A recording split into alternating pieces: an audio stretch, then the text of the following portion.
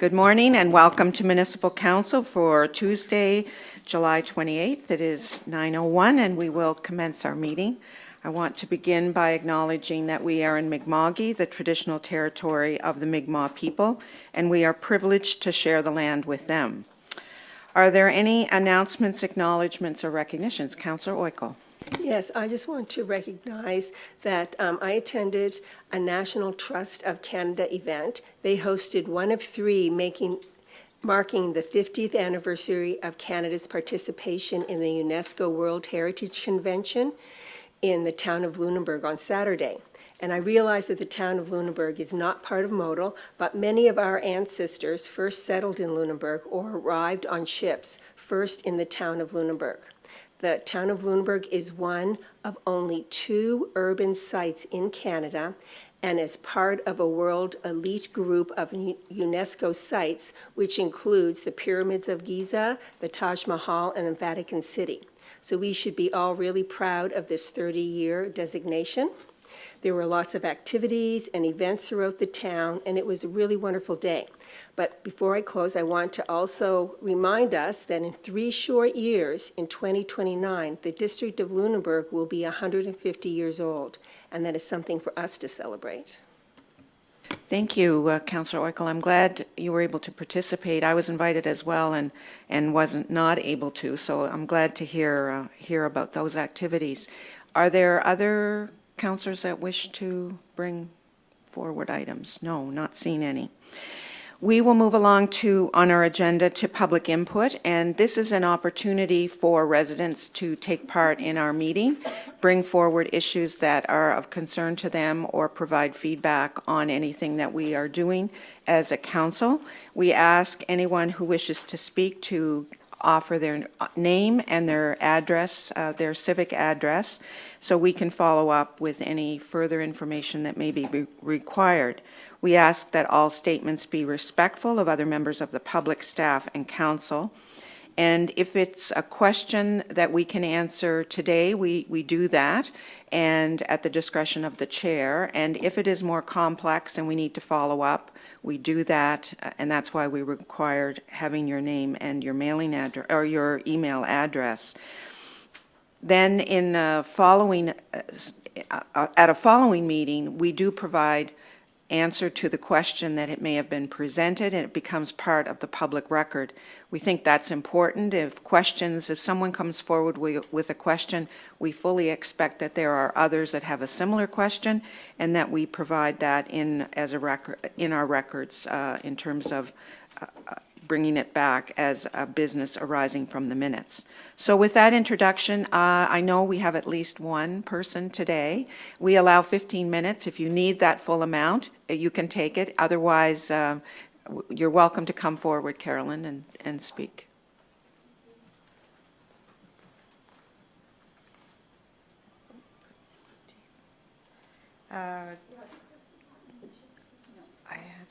No, just on the pad in front of you. Sorry, I don't. Oh, no, I can bring it to here. Is that better? Awesome, thank you. Good morning, Mayor, Deputy Mayor, councillors, and municipal staff. My name is Caroline Corkum, and I live in District 3. I'm speaking today regarding the Clean Energy Financing Program and how an operational transition is unintentionally affecting residents who acted in good faith to invest in renewable energy. On May 14th of this year, my application for financing for a solar array installation was approved by the Clean Foundation and the municipality. However, on July 16th, my project was put on hold, not due to a lack of municipal interest, but because the Clean Foundation's administration of the program ends October 31st. I completely support the municipality's desire to have a clean administrative break before bringing in new program management. However, pausing all active projects creates an unnecessary barrier for residents whose projects can be fully completed well before that October 31st deadline. In my specific situation, my 11.44 kilowatt solar array represents a total investment of $29,000. And my installer is scheduled to complete the project by late August. If funds become available and I can proceed, it will be fully installed, inspected, closed, and finalized nearly 2 months before the transition date. Accessing the municipality's $20,000 financing cap at 2% is significant. Compared to private bank rates at over 6.7%, it reduces a monthly payment by over $100 and saves more than $4,300 in interest. That is precisely what this program was designed to do, make green energy accessible to local families. My request to council today is simple.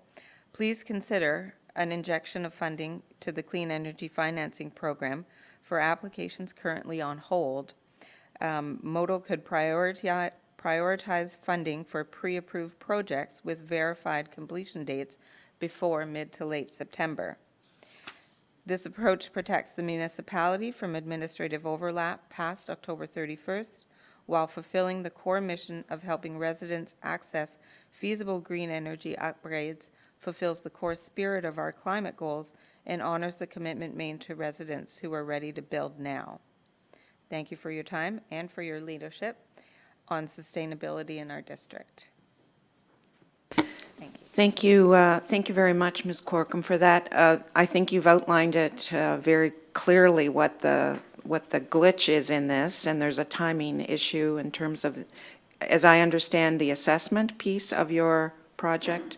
Yes, I was approved for financing, and then I was given a date for an assessment through CLEAN, and I kept that date, and shortly before that date, they called and said that projects that hadn't had that assessment done with CLEAN yet were being put on hold. Yeah, and so therefore I didn't get to progress, and according to CLEAN, they were saying that it was lack of funding. And then I spoke to Abhi the other day, and it's not necessarily a lack of funding, it's that there's going to be a transition of administrators of the program, and I'm assuming that October 31st is the one to try and get everything done and over with by the time CLEAN doesn't take care of the program anymore. Okay. Thank you very much for that. I think this is something we're certainly aware of that program and knew fully that the transition and the date for that. But I appreciate that you've outlined one of the glitches that in that transition. So that's something that we will see how it can be managed in that transition. So I appreciate you bringing it to our attention. Yes, thank you for listening. I appreciate it. I didn't say, but I left it with Wendy. My address is 545 Laconia Road. I'm just over there. Okay. Awesome. Thank you. Great. Thank you. Thank you very much. We'll move on then to the approval of the agenda, item number 4. Would someone make that motion, approve the agenda as circulated? Moved by Councillor Hubley, seconded by Councillor Moore. All in favor signify by raising their hand. Motion is carried unanimously. The minutes of the July 14th meeting have been circulated. Are there errors or omissions? Any additions required? Hearing none, the minutes of July 14th are approved as circulated. We have no business arising from the minutes, and we have the awarding of tenders and RFP for River Ridge Commons Playground. Ms. Payne.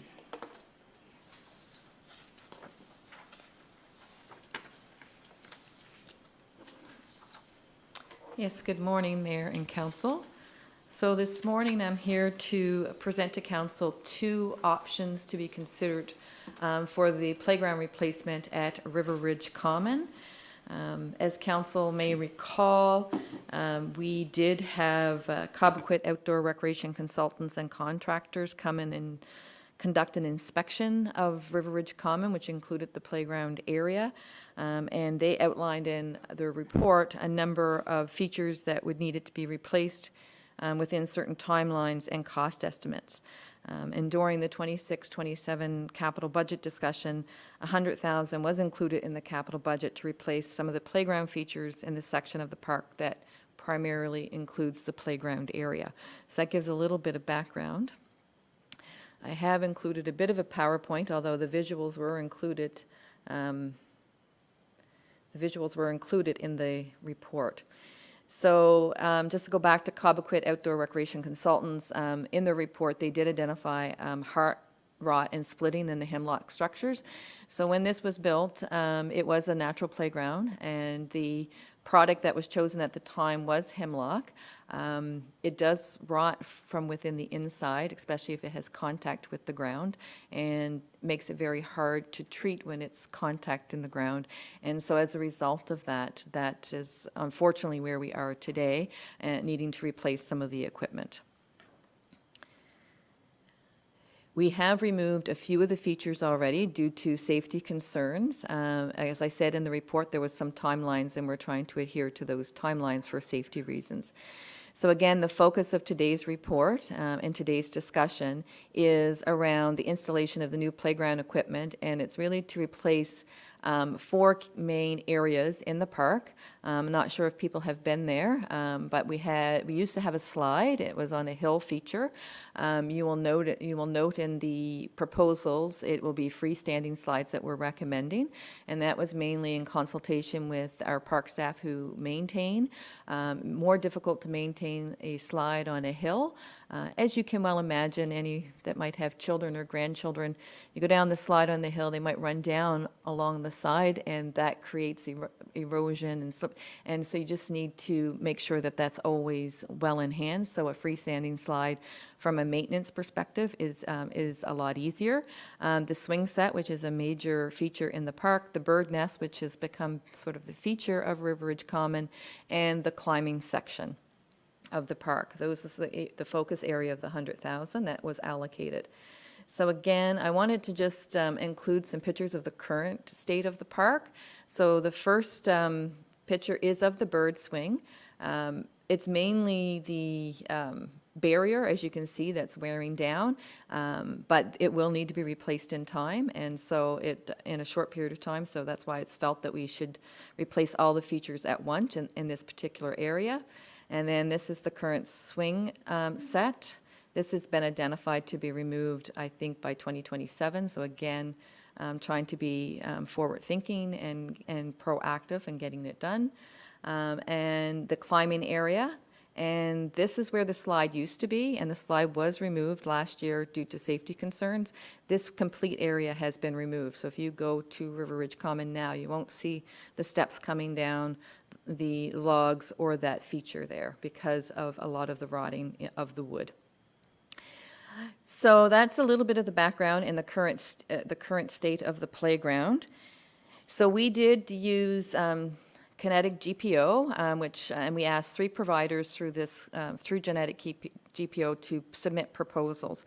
And I'll just remind Council, I'm sure you're very familiar with Kinetic GPO, but it is a group purchasing organization which is established for public sector entities across Canada with the specific purpose of reducing procurement costs, so not needing to go out and do tenders and RFPs. They've done all that groundwork on our behalf. And as a member of Kinetic GPO, we're offered access to an extensive contract portfolio that includes competitively awarded contracts from industry-leading suppliers. The contracts are competitively solicited and awarded based on best value. So using Kinetic GPO does adhere to the municipality's procurement policy.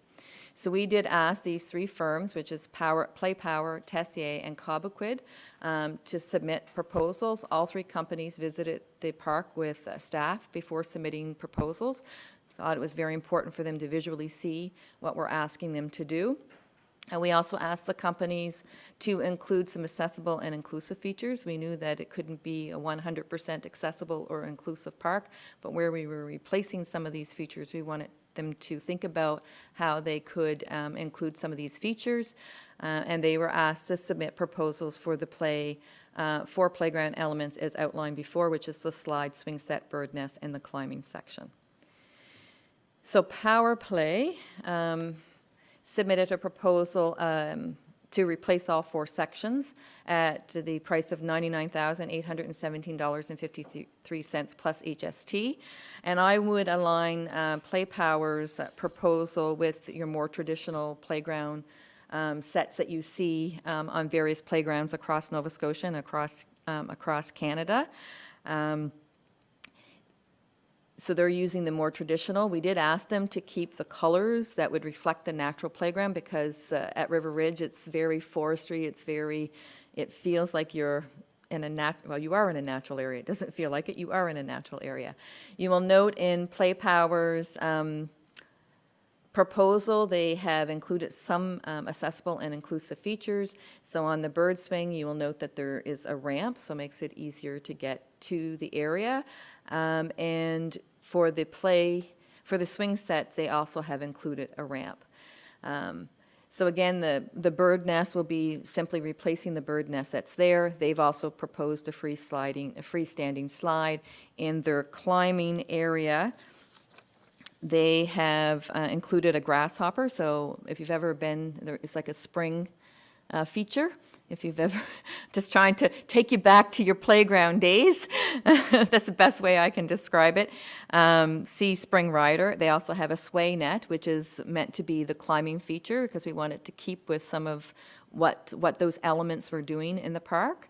And a stand and spin. So you'll see that's a spinner, which I understand is an inclusive piece of equipment as well. The swing set will include 2 belt seats, so your traditional swings, an inclusive swing, a tot swing, and generation swing. So that's a parent-child swing. And again, this has a ramp feature as well. And before I slide down there, so I did include the warranty or pieces of the warranty in the package, and they're fairly comparative with the Tessier proposal that I'm about to present. So Tessier submitted a proposal. They submitted actually 2 variations. The 2 pieces, the bird swing and the climbing and spinner, is made out of Scots pine. The freestanding double slide is made from your more traditional playground material, and their swing set, they have provided 2 options, which is option 1, which is the Scots pine, which would fit with the natural playground, and then a more traditional playground set, but again, keeping with the colors that would match well within a natural setting, so more of the green colors. What staff is recommending, if council takes the recommendation of staff, is to look at the proposal from Tessier at $104,125.17 plus HST. And what this proposal would include would be the bird swing, the climbing and spinner, the freestanding double slide, and the more traditional swing set. 2 reasons for that is it fits more within the budget of $100,000, but it also fits well with the natural playground look that was there before, and if we're ever looking at expanding some of the areas in the park. And I'll just talk a little bit more about Tessier's proposal. So again, the bird swing is the replacement of the bird swing, and although you don't see it in the picture, I have email confirmation that would include a ramp that would lead to the bird swing, and the same with the swing set. There would be a ramp to the swing set, so very comparable to Play Power.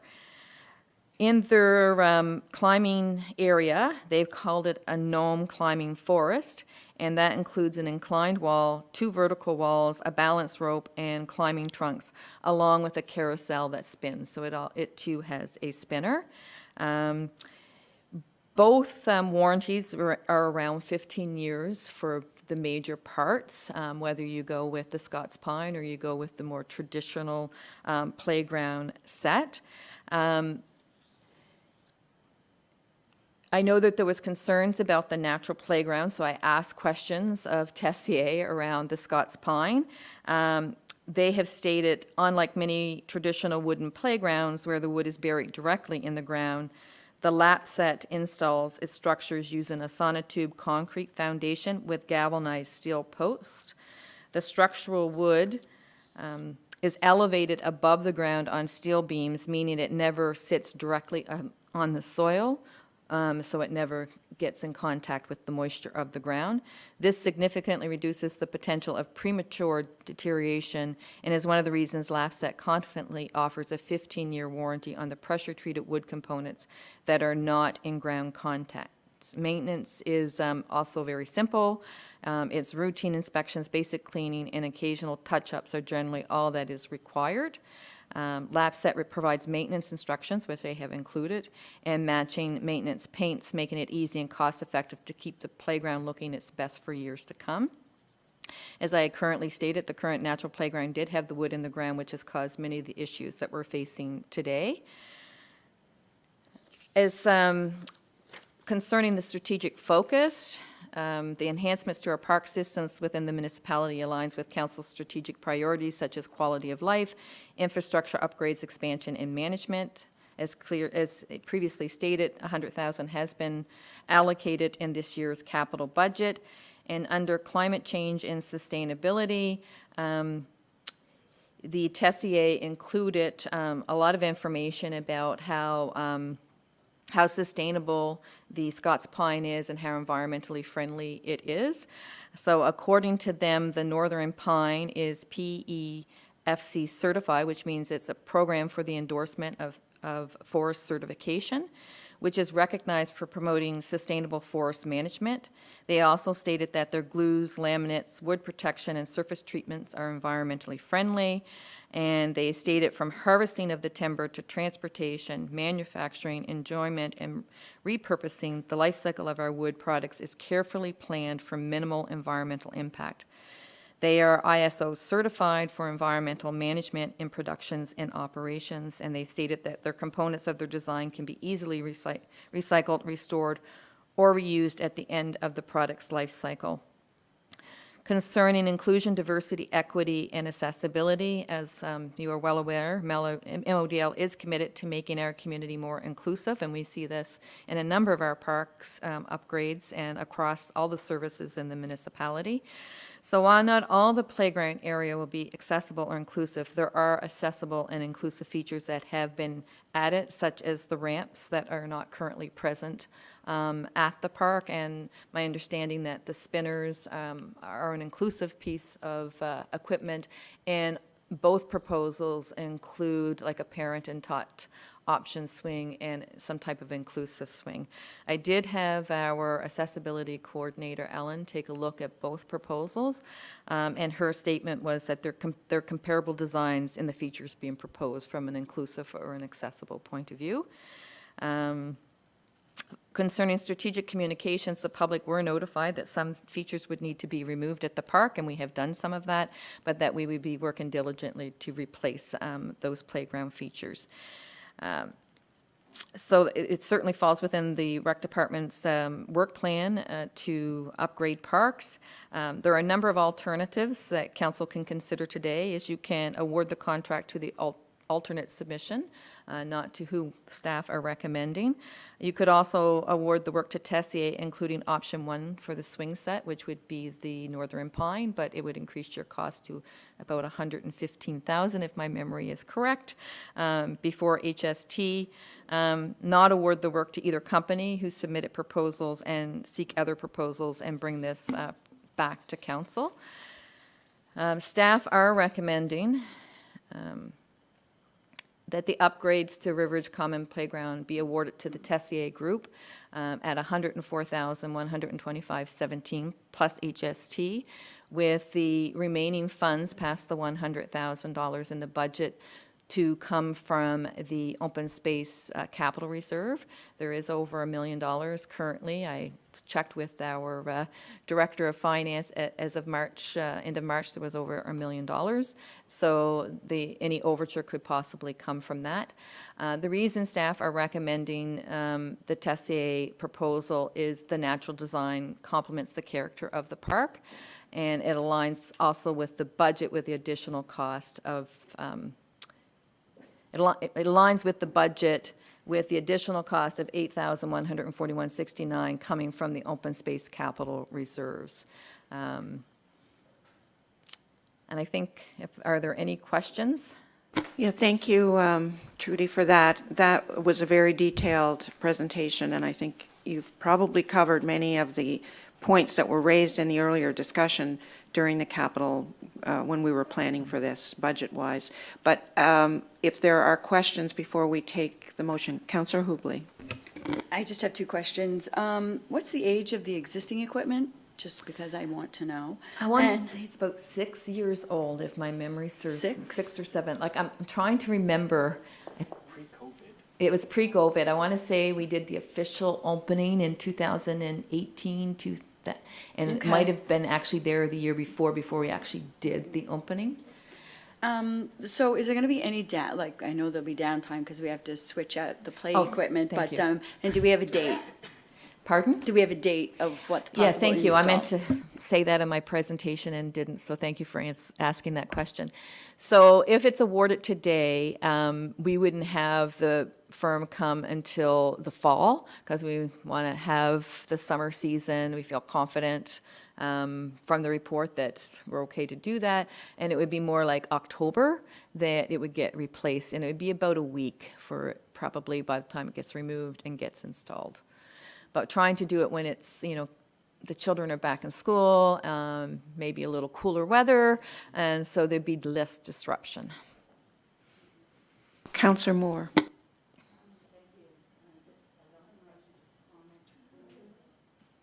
I don't have a question, just a comment. As for the swing set, whether it be option 1 or option 2 is the cheaper one.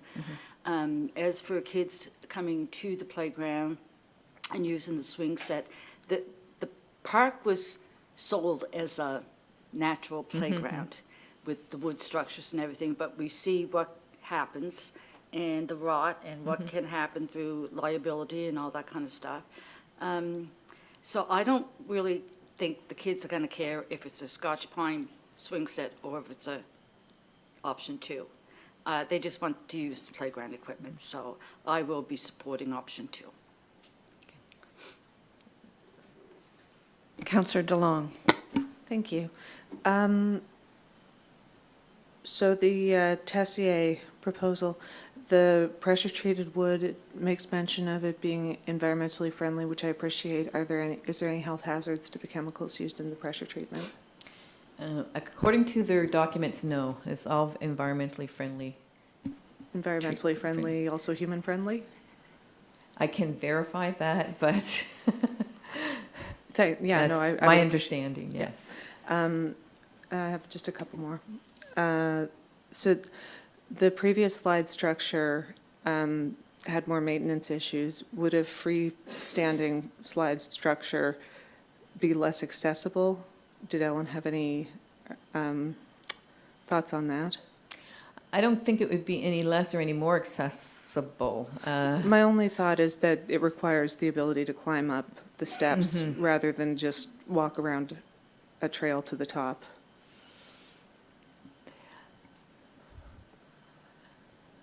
I would say that neither one really was that accessible, Fair. to be honest with you. Fair.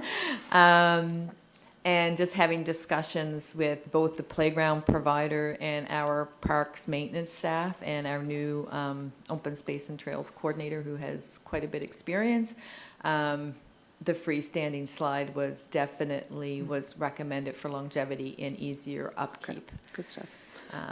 And hence probably why I don't see a ramp on that feature or necessarily the climbing features, but the bird swing and the swing sets, because the bird swing is meant for a family. It's quite inclusive, and then you have the inclusive swings and the parent and taught swings. So that's what the thought process was with Yeah. the ramps at those two features. No, I appreciate that, yeah. May I have another one? Is the surface material going to remain as is, or is there any change to that? So, thank you. I didn't read my full report, but it will be wood chips, which does meet the minimal accessibility standards, if you want my honest opinion. I don't find them all that accessible, but they do meet the minimum standards, and maintenance is pretty intense because you have to ensure a certain depth. And of course, as kids are swinging or sliding and stepping. So it does become a maintenance issue. We didn't look at the rubberized surface just because of the current budget. And again, the wood chips, although high maintenance, fits within the natural element. But I was trying to work within that $100,000 budget and trying to get those 4 features. It's not that we couldn't consider down the road replacing it with rubberized at some point in time. I do know that the one at the Mark that's being proposed will be a fully accessible, inclusive playground, and I do believe we even removed it from the RFP that wood chips would be one of the options. We wanted this to be a feature, accessible, inclusive playground at the Mark, so the only options is some type of rubberized surface so that it makes it easier for mobility and yeah, just makes it way more accessible. That's awesome, thank you. And just super brief, how was the public notified about the changes? You said that the public was notified. They were notified earlier on when we had to remove some of the pieces through social media. So we will do social media again to let them know that this has been awarded and that they'll see upgrades to the park, and we can, whichever contractor, provider, playground provider council goes with, we can show the pictures that was provided by whichever firm we go with. You're welcome. Councillor Smith. Just a couple comments. I do love that the slide is going to freestanding. I've been there with kids in the park before, and they didn't really know what to make of that slide embedded in the hill, and it could be quite it just wasn't working. Really happy to see that the Bird's Nest will be back, because it's so popular. Every time I go, you know, there's people in it. If we could have 2 or 3, even better, but a Bird's Nest is really great. My question is about the components that are being taken out. What happens to them? And can they be repurposed in any way? Because the structures themselves are rotting. But for example, that Bird's Nest that is hanging there now must have life left in it if it's only 6 years old. And the same with the chains and the swings, and what happens to those things?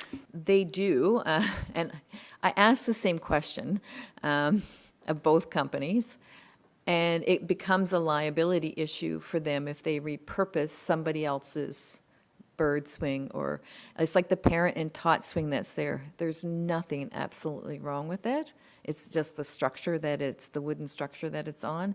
But they weren't prepared to reuse it. And I don't know what our liability is if we give it to somebody else. I suspect that we would be encouraged by our insurance company not to do that. Yeah, I guess I would like confirmation of that. I know of some community halls that would be interested, you know, kind of always have their eye out for park equipment. And if it wasn't a liability issue, it'd be good to know that we weren't just throwing useful components away that could be used in the community. I suspect it will come back that way, because we did experience this with some other playground equipment, and because we were moving it to another one of our parks, it was okay, but we were told not to give it out because it would be a liability. But we got different insurance companies, so I can ask that question. But just past experience in dealing with insurers, that's usually, you know, everybody wants to make sure they're covered. One more question, then we're going to have the motion on this. Councillor Oikle. Just in regard to that, because I never even thought of that, like what do you do with the old equipment?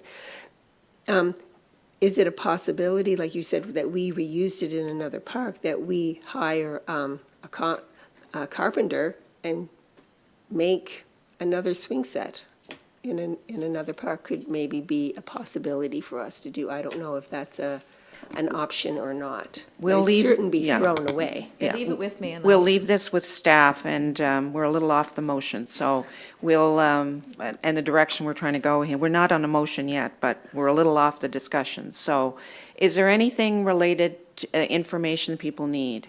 But she's heard the recommendation, so we'll pursue that. Would somebody put the motion on the floor, please? Councillor Oikle. To Mayor McLean Weil and members of council, I move that the municipality of the District of Lunenburg award the River Ridge Commons Park Playground update to Tesla Ray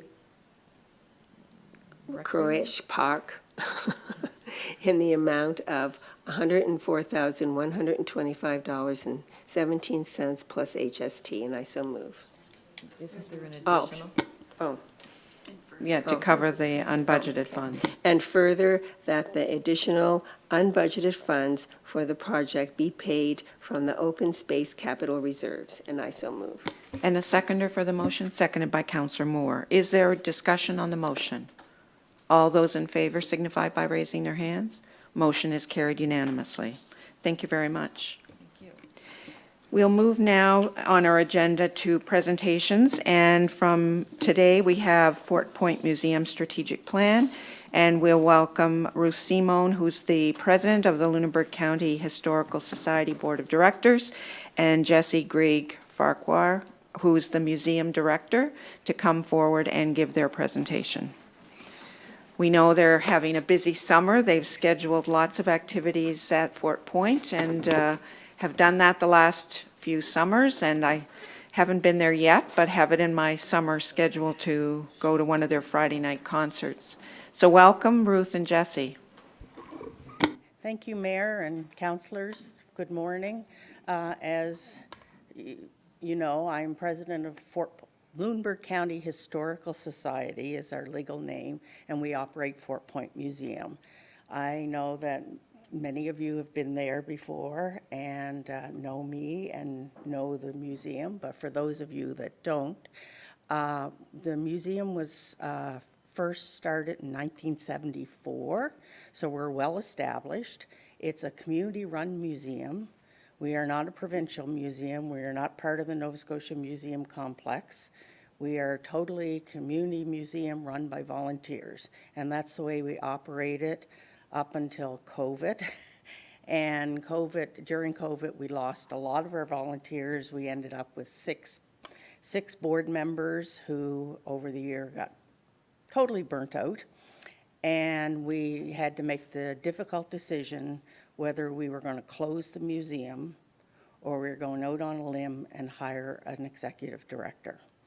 And so we made that commitment to hire a seasonal director, and that for 1 year, and then we rehired her permanently. Turned out pretty good idea. It has changed our budget significantly. We've gone from $30,000 to $135,000 budget. All of that is through grants and donations and fundraising. So we, as a board, really decided, since we were moving in a direction, we needed a roadmap for that, and we got a grant to hire a strategic consultant to do strategic planning. So for the last 6 to 9 months, that's what we've been involved in, and we're here today to present where we think we're going and how we're going to do that. The exciting thing about our strategic plan is it's very actionable. It is not a strategic plan that's going to sit on the shelf. It is, we have lots of actions to move forward on. So with that, I'm just going to turn this over to our museum director, Jesse, who's going to give you a lowdown on what we've been up to. We'll switch spots maybe. Yep. And I'll raise this up a little bit so you can hear me. So hi, folks. I'm Jessie. It's really great to meet you all today and see some of you again. I'll start a little bit just telling you what Fort Point Museum is. So Fort Point is located at the mouth of the LaHave River, and it is really about sharing the history of the site. So it shares the history of the Mi'kmaq people to the history of the French. It was first charted by Champlain in 1604, and then later became one of the earliest permanent settlements in Acadia. In 1632, it was founded as the first capital of New France. And it was short-lived. It was only there for a few years before folks relocated to Port Royal, but it is the first capital of New France right here in the municipality. It also goes on to tell the story of LaHave, including the LaHave Lighthouse, the LaHave Ferry, and other things about the more recent history. As we said, it's a community museum, all run by local volunteers, but more than that, it's located on a really beautiful site that is a gathering place for residents. People walk their dog, they access the beach, and it's really more than just a museum. It's open 24 hours a day, all year round, so that people can come down there. We don't lock the gates. And so, as we said, we've done strategic planning this year. We got to work with a consultant, Helene Branch, who did a more fulsome community engagement process that included a community survey, a number of individual interviews with business owners and stakeholders, as well as focus groups. So we got to chat with our community.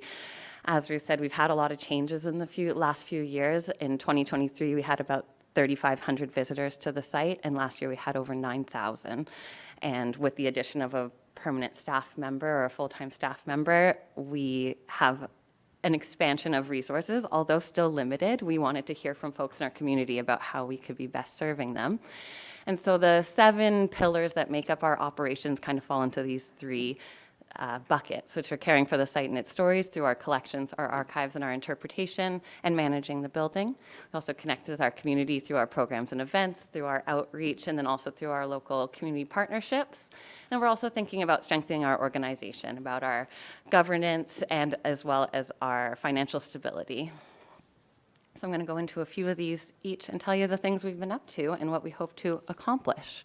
And so starting with our collections and interpretation, an exciting thing that's been happening down at the museum is that we've been working with St. Mary's University, and there have been archaeologists on site that have been expanding our understanding of the site all the time. And so as part of that, we did a refresh of the archaeology exhibit that includes new panels that are kind of telling people what's going on at the site. And also as part of that project, they identified some artifacts that were in the Desbrizet collection that had been collected during the 1800s by Mathieu Desbrizet and had been in his original collection that had been accessioned into the museum and had mostly been in storage, as they're not going to have a Fort Point Museum exhibition with us down the street. So we were able to go through that formal process of deaccessioning those, or they went through that formal process, and then we were able to bring those down so they're back on the site 400 years later. And they include a lot more kind of real cultural material that we'll be able to interpret that through the museum, and we'll work on that this winter. And so that's looking ahead. We're always trying to add things and increase our understanding of the site, and having those objects such as a chapel key, a hinge. There are things that are really kind of amazing that we don't have right now that will connect people more to the history of the site. We also really have expanded our programming and events. We have a Friday night music night and barbecue every second Friday throughout the summer. And on this side it says between 125 and 175, but this last Friday we had one and we had over 200 people. And so it's growing all the time. We also have a weekly community coffee that happens on Monday mornings, which just started this spring, but we regularly have 15 folks, kind of regulars that are emerging from that program. We have a monthly speaker meeting that's been going on for long before my time, but we still keep that up. This month we try to align it with monthly themes. So it's Acadian Heritage Month, and we have an Acadian author coming to speak. The talks are often at capacity. Councillor Smith was just at the last speaker on Tuesday where we were at capacity of 65 people. And then as part of the archaeology research that we work on at the St. Mary's, we're able to offer public archaeology as part of that. And so folks are able to come down and really get their hands in the dirt and see what sort of things are getting pulled out of the ground, which is really exciting and connects people to the fact that the history is still right there on the site and hasn't eroded away over the 400 years. As well as that, we do a number of other things like wedding rentals. We rent to Backroads bike tours, and we have a couple of other ad hoc fundraisers throughout the year, like our lobster supper. Looking ahead, we're already expanding. We've received a community wellness grant for the fall, and we'll be doing some nature-based art family programming. And that really speaks to the fact that we want Fort Point to become a year-round gathering place. We've been able to install a heat pump into our community space, partly in thanks to MODL's funding, and that helps us to keep that open. But so we will have our coffees and our other events throughout the fall, winter, and spring. And so that leads me to facility management. As I mentioned, we installed a heat pump into our community space, which has helped us keep that open. As well, we've done some exterior painting of the building last year and continues this year. And we've also worked on our visitor entrance, which included relaying the stones, which had heaved up over the years, and replacing the decking on our porch, or on our entrance way. Looking ahead, we know there's going to be a number of capital needs that are going to happen at the site, and so we are looking at a more long-term site revitalization plan that we'll have to look at funding opportunities for.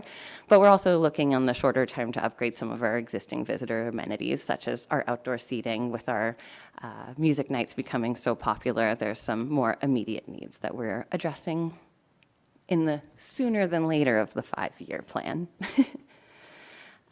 Financial stability and organizational effectiveness, I just plopped these two pillars together. But as far as building financial sustainability, as Ruth mentions, we're not a federal or provincial site, and so we need to increase revenue. And so last summer we opened an ice cream shop at the site, which has been a great success. It's really increased how many people are visiting the site, so it's introduced new people to the museum, but it's also really created a new revenue source for us. Our expanding fundraising efforts, the 200-person music nights, are also fundraisers for us, and we've been more successful developing sponsorship opportunities around those, which will help us hopefully become a bit more sustainable and not rely so much on project grants. But that being said, we are also looking at continued project grant development. As far as strengthening our operations, we have been able to increase our staffing to 4 staff members the last 2 years, which has helped us stay open late for the ice cream shop. We're open until 8 p.m. on the weekends. We have expanded volunteer opportunities this year. We have a lot of new faces who are helping out. And then really we've recognized through the years since I've joined, but also that there's a lot of institutional knowledge within our board members, and so we're really looking at succession planning moving forward to make sure that we are able to kind of keep everything that we know as part of the society. Communications and outreach, I can keep this relatively short, but we've just updated our rack cards this year. We also had our event schedule planned this spring quite early, which included all these speaker meetings I mentioned, as well as the music and some other events. And so we were able to have that printed in May and started circulating that quite early, and it has programming all the way to the end of October. And so I think that's contributed to the expansion of attendees to our events. We've also increased our social media and improved a lot of visitor information around the site. Looking ahead, we're hoping to come up with a bit more of a fulsome marketing plan to reach new audiences, and also look at some of our web development just to increase some traffic there. I've mentioned a lot of our community, our partnerships and community connections, but I'll just take a second to mention them again. The St. Mary's has been an invaluable partner, Des Brisé, through these material culture items that have come back to the site. We have a number of schools and that come in the spring or the summertime, right before they leave for the season, to the site. Local sponsorships through local businesses, and then we've also been working with a number of community organizations like Petite Queer Pride, Birds Canada, Sea Paws, and other nature and environmental groups. And as well, through some of our programming, we have a stipend available to Lunenburg County Wheels for transportation assistance. So it's really about creating more opportunities for people to connect. As we've become more visible, we have more opportunities coming our way, and whenever we can, we say yes. And so looking ahead, we're just thinking about Fort Point as this is a community resource. It's affecting our local community. It's a cultural resource. It's really important on the Canadian landscape of history, and it's a tourism asset that people are coming to visit all the time. It's a beautiful place. It has a really interesting history, and I think we have a lot of shared priorities with the municipality. So we thank you for having us here today to tell you guys about these things that we're working on, that we think you're working on as well, and to thank you for being a continuing partner through all this. I'm going to hand it back over to Ruth on anything that I've missed through this. Just to wrap it up. So we have a board of 8 people and Jesse, and we feel like we're accomplishing quite a bit.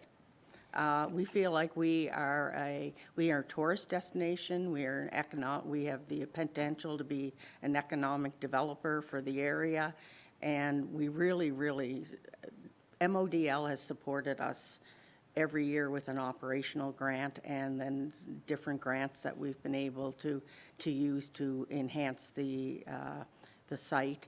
And like the heat pump was huge, absolutely huge. We would never have been able to do that on our own. And MODL gave us the grant to do that, and it has opened up all kinds of opportunities. So we really appreciate the support of MODL. And does anyone have any questions? Just before we open it up, I want to, not to embarrass you, Ruth, but, but to commend you for your tenacity, because I'm not sure where Fort Point would be without your diligence, particularly after COVID, and having to pick up the pieces and try to reinvigorate the community to come forward and say, it's kind of now or never, and we have to move on. So thank you for that. And just to say that it is, in our history, it confounds me how Port Royal gets all the credit and poor little Fort Point doesn't get any. And when you read the history, it's there, and how all that happened, I don't know. But it speaks to what the future may be, that we need to make it the first spot in terms of Nova Scotia's history and settlement, and it is important. But in what I think is wonderful about Fort Point Museum area is that it is the museum in history, but it's a living space. And I've skated on the pond in the winter and attended the concerts in the summer. So it is a really special spot. And my personal thanks to you, Ruth, and to Jesse for really bringing this forward and to let us know what's going on and what your plans are, but also for the incredible work that's been done to revitalize Fort Point Museum. When you So think thank you. about it, what part of our strategic plan is the 400th anniversary of Fort Point Museum, of that historic fort in 1632. There's not many places in Canada that can have a 400th anniversary. And that's part of our strategic plan, is to make that a big deal. So look forward to it, and it's a lost piece of history, and I will give credit to Nancy Creaser and the founding board members who worked really, really hard to establish that museum. We'll take questions if there's any questions from council members. Councillor Smith. Thanks for the presentation. We're thinking about tourism a lot, and kind of developing or thinking. I'm learning a lot as a counselor, and wondering if you have any thoughts about how, what approaches to tourism help you as a tourism destination. Like what drives people to your museum? Where do you find people are hearing about you? How is your profile raised? You've already spoken a bit about, how it is a destination and an economic driver. So if you have any ideas that you'd like to share about what's effective in terms of tourism supports, I'd love to hear more. I recommend installing a 7-foot ice cream cone on your road sign. No, but in all seriousness, we expanded where our rack cars are going. We try to have them out, although there are less visitor information centers available now. We hear that people hear about us from the internet, from social media, and Recently, we were featured on Oak Island, which has increased traffic to our site. We were featured last season. They came and filmed for a day, and so that's been a kind of a new demographic of sites. Whether or not the history aligns is another history, but I won't comment on that. But it's been great visibility for the site. A lot of people who are coming to see Oak Island are also coming to Fort Point. But yeah, we're trying to raise the awareness around the connection to Acadian history as well as the French history. So It's like last year with the Acadian Congress, we made sure we had all our pamphlets there. And myself, who have worked in the museum all these years, I'm always amazed at the people, particularly from Quebec and Louisiana that come.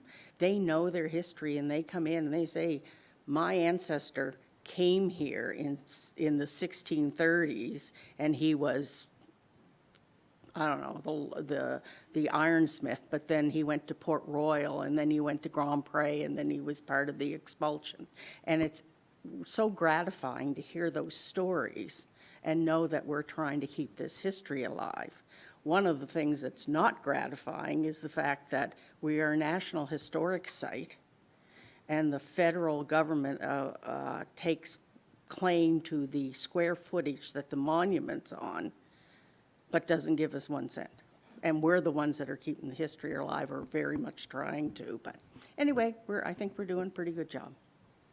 And I'll just say, as far as tourism goes, the kind of loop from Kingsburg across the river to the beaches, which we're right in the center of, we really we see ourselves as an anchoring point, a place where people can come have a picnic. That a lot of people want to go to the LaHave Bakery. There's not a lot of room for parking, so we see opportunities for partnership within LaHave for folks to come down and kind of do more advertising and be more of an anchoring point for that section of the municipality. Councillor Bell and then Councillor Reinhardt. Morning. You speak of Fort Point as being the original site, but yet Port Royal seems to have taken the glory in many ways.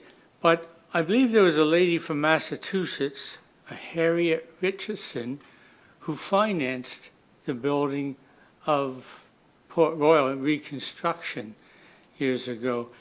It would be nice if you had an individual that would come forward and do that. My question is, from the study of the site, are there sketches of what was originally built there? And is that available? I didn't see it on your website. Can I answer that? But it would be nice to know if something like that was available, because you look at Lewisburg and other places where the federal government did get involved, there must be some type of mechanism where we could continually prompt them to look at any plans that you have. Yeah, and that's actually an interesting point that's kind of come through the archaeology, is that there was this site map that was drawn in 1715, and the understanding was that that had never been built. It was in a letter that was sent from someone that was here and to France, and saying we should rebuild. But that's where the kind of misunderstanding happened. I think the understanding was that it had never been built, but to the archaeologists of reading the documents, it seems that they were continually trying to rebuild. And so actually that site plan that was sent in 1715 is most likely what the original fort looked like. And we can kind of say that this would have been the shape, but that is also what they're looking for when they're doing archaeology, is that they're chasing the palisade and they're kind of getting to have a better idea. The site itself has gone through so many changes since then. It's been farmed, it's had a lot of fill put on it, and so understanding kind of all the 400 years of that site use when the fort was only there. Isaac de Razilli was only alive for 4 years. Maybe there was people there around 8. It's a short history to find. Councillor Reinhardt. Thanks. I don't have a question. I just wanted to add to the praise, because I think you should be commended for everything that you've been doing to expand the community outreach. It's definitely been noticed by myself and by the community that you're doing a lot to continue with the historical preservation, but to also expand out into the community and become a really open, inclusive third space where people can gather. And those places are becoming harder to find. So I really appreciate your efforts in that area. And I look forward to seeing the expanded programming in the fall and perhaps year-round. It's really exciting. Thanks, Morgan. Thanks. Well, thank you very much, and we know we'll likely hear from you again at some point. Sure. Thank you. Moving on our agenda to recommendations from committees and boards, our Policy and Strategy Committee meeting of July 21st approved that the mayor would write a letter of support for the Nova Scotia Working Woodlands Trust, and that was done, and in a procedural matter that there was a timing issue around getting that letter out. So we are today ratifying that decision of council to send that letter. So if I could have a motion for ratification. Councillor Bell. Thank you. To Mayor McLean-Weil and members of council, I move that Municipal Council ratify and confirm the administrative decision to have the mayor provide a letter of support to the Nova Scotia Woodworking Woodlands Trust for their application to the Sustainable Communities Challenge Fund, which was undertaken prior to council consideration due to time constraints. I so move. And a seconder for the motion? Seconded by Councillor DeLong. Any discussion on the motion? All those in favor signify by raising their hands. Motion is carried unanimously. Moving on to 10.2, which is nominating committee, and this is representation on the Lunenburg County Wheels Board. And we were asked by Lunenburg County Wheels to participate at the board level by having a representative from council be involved on the board. And the nominating committee considered this, and I think we're asking Councillor Smith to bring forward the recommendation through a motion. I will put the motion on the floor. To Mayor McLean-Weil and members of council, I move that municipal council accept the recommendation of the nominating committee and appoint Councillor Oikel as council's representative on the Lunenburg County Wheels Board with the term ending October 2028. And we have a seconder for the motion, seconded by Councillor Bell. Any discussion on the motion? All those in favor signify by raising their hand. Motion is carried unanimously. Thank you. And thank you, Councillor Oikel, for agreeing to serve on that committee. The next we're moving to staff reports in 11.1, planning and development. And our first item is proposed private road standards. And Tom will start with that. Thank you, Mayor. So included in the package is the most recent revision to the private road design and construction standards. So council may recall that this has been before council on a number of occasions.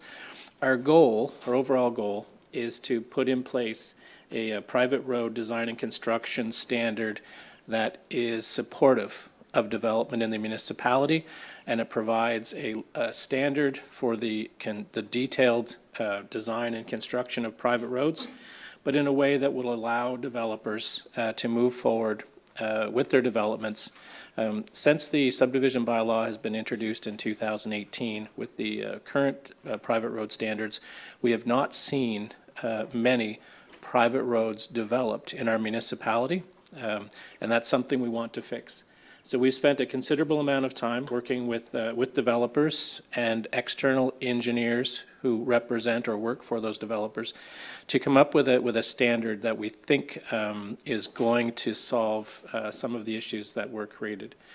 One of the biggest changes that you'll see in this new private road design and construction standard is the move from having our municipal engineers review and approve construction standards, moving that entirely to the responsibility of the developer. So it's the developer's engineer who has to design according to meet the standard of this bylaw, and it's the developer's engineer that has to construct to the standard in the bylaw, and we get certificates from those engineers. So the MGA allows us to rely upon certificates from engineers to confirm that they've met our standards. One of the things that we also heard from engineers, or for developers, and then through their engineers, is they're looking for a way to sell some lots on a private road that has been designed but not yet constructed, to get some funding to allow them to continue the development. So one of the things that we've included in this private road design and construction standard document is the ability to create a subdivision, and the first 5 lots can be sold with a designed private road but not a constructed private road. And the intent is to allow the developer to sell those lots, get some funding, which will allow them to continue the road. So it's a phased subdivision, has at least 2 components. The first phase is going to have the ability to sell 5 lots. It doesn't include the first 2 lots. So typically what we would see is a subdivision that's coming off a public road. Those first 2 lots that are designed already have access to a road. They don't need access to the private road because they can put driveways right onto the public road. So it's those 2 lots are created, but it's the 5 lots behind them that will be allowed to be developed. And then there's a timeline in place to provide for the continuation. So they can't create more than 5 without constructing the road. If they don't go any further, they have 5 lots on a designed but not constructed private road. We use the 5 lots because that's similar to our cluster development land use bylaw, which would allow someone to go in and put 5 buildings on a lot without creating a cluster development. So we're trying to include a level of consistency. So we've included the draft bylaw in the package. So procedurally, we've identified a number of sections in the subdivision bylaw that will have to be amended to make this work. So we're putting this to council today for information only. We'll come back in September with a full plan on how the subdivision bylaw has to be changed to allow this to happen. This has been a slow process, but we've taken our time, we've reviewed it a number of occasions to make sure that what we're proposing is going to work to the best extent that we can. So if there's any questions about the draft bylaw, I'd be happy to answer them. Most of the information in this is technical, and it's for engineers. So engineers to review, engineers to design to, engineers to construct to. We've used pieces and parts from a number of private road standards from various municipalities, leaned heavily on East Hants. But we also got information from local engineers who have experience working in this area and representing developers. And although they continue to point out things that could be made better from their perspective, we think we've got this to a point where it creates a nice balance. So for the people that are going to buy the lots in these new subdivisions, we think that this is going to create a standard that is better than the historical standard that you'll see prior to 2018. But it's also, from the developer's perspective, more affordable, while continuing to create a road that has a good standard that you would likely see in other municipalities. And then the first part of the draft is where you see the compliance. So the deferred construction of the private road, that's to get them their first 5 lots. And then you see later the technical references and the alignment controls.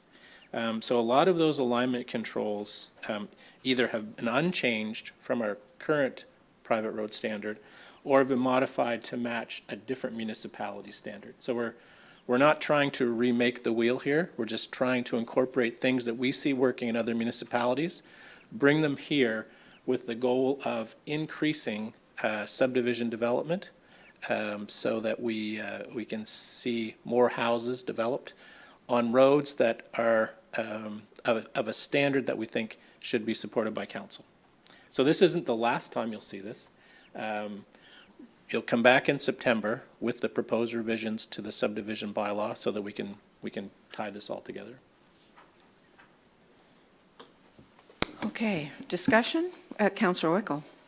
I'm glad that you brought up about what you meant by the 5 lots are approved prior to construction, because that was one of the things I read, and I was kind of a little bit confused. So just to confirm, the first 2 houses at the beginning of supposedly the road are not included. So it would be actually 7 lots could be sold on that road before? Is that what you're saying? Generally, yes. So Yeah. the theory is, or the thought is, because those first 2 lots could be created with driveways to the public road, that they would be an exemption, because they don't necessarily have to use the private road. Then the other lots that are being developed, which have to use the private road, like that, they would count towards the 5. So what we've done is, we've said you can create 5, but those 5 don't include the first 2. But there's also reference to other, when you look at, it's section 2.3, deferred construction of private roads, section F. So for the purpose of determining the maximum of 5 proposed lots, all lots utilizing the proposed private design road for access shall be counted, including lots with frontage on the proposed private design road, flag lots, and access exemption lots. So because these other lots are allowed in the subdivision bylaw, we've also accounted for those. But the first 2 they're exempt, because the next part of the sentence is, but excluding lots that have direct frontage on and access to a public road. So we haven't ignored all the other things that are going on within the subdivision, but we've focused in on the ability of the developer to create and sell some lots to fund the construction of the rest of the subdivision. Just a follow-up for that, if it's all right, Mayor. And so I'm really glad that we're changing this and that we're looking at professionals more so than, not saying that our staff isn't professionals, just people that are boots on the ground, I guess you could say more. But what about the fact that perhaps, is it those 2 front lots who may be able to access the public road? What if the Department of Transportation says no, because of where they're situated, they cannot go on, have access to the private road? Would they then be considered part of that 5? No, they're if they Just access on the, exempt regardless. just to make Okay. it simple. Okay. We haven't left it to the Department of Transportation to determine whether or not they would have public access. The private road has to be approved by the Department of Transportation. Without that, they can't proceed. Councillor Smith. I was just wondering if you could address the emergency needs. I know that part of the history of this is about ensuring that emergency vehicles can get back the roads. And I know that some municipalities have updated bylaws around emergency egress and, the number of lots that triggers that. Would that be something that municipalities are putting in this kind of bylaw, or are they putting it elsewhere? So it's a good question. It's happening in HRM, not so much outside of HRM, because the threshold to get over before you have those type of emergency access needed is bigger than we would typically do. But that'd be more in the subdivision bylaw. So we currently already have provisions that require road reserves to go out every so often towards adjacent properties. The challenge we have is we can create private roads in subdivisions and have the road reserves go out to the adjacent lots so they line up, but we have no ability to require subdivider B to allow the residents of subdivider A to travel over their private road. So we create the opportunity, but we don't really have the jurisdiction to allow or to require private road users who maintain and pay for their own roads to allow them to be accessed by others. So we try to encourage where we can, but it's still a challenge. And typically, what we see in our subdivisions are long, straight roads in. And there's one road in and there's one road out. And the Public Works has limits on how close those roads can be to each other. So we have to work with Public Works to try to get that kind of permit in place. So it's still very much a work in progress, but it's more an urban issue as opposed to a rural issue. But it would be in our subdivision bylaw where you'd see that. Just to follow up, the cul-de-sac that's required at the end of every road, that would, I assume, be designed to allow emergency vehicles to turn around? Yes, enough? so the roads are, they would be typical of a road that you would see in other rural municipalities, like on the private road side. And so they can have a turning T at the end or a cul-de-sac, but both are intended to allow for the turning of larger vehicles. Any other questions? Okay, so that's information at this point, and we'll probably end up with a much bigger discussion when it comes back in September. I'm just wondering if we want to take a 5-minute break. I know we have to break early because of the Premier's lunch today, and a number of us are going to that, and then we'll reconvene. But do we need a 5-minute break? Okay, we'll take 5 minutes, folks. And I don't have a clock. Yeah, we're back.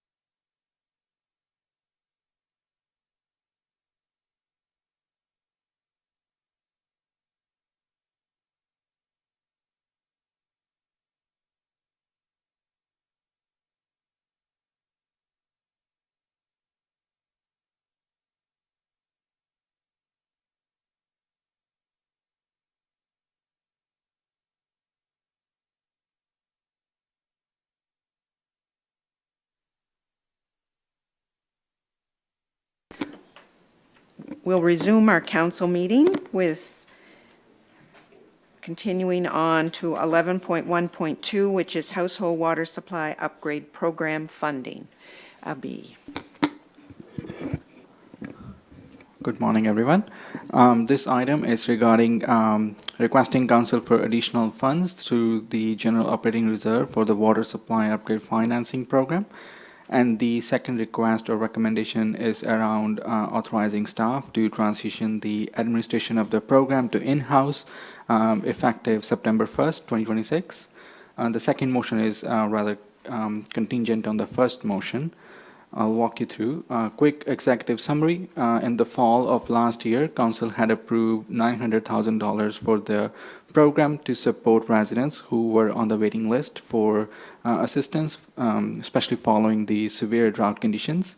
But what happened was, like, much of that funding didn't get used up because of the grounds were frozen and the contractors had delayed many projects through winter and spring.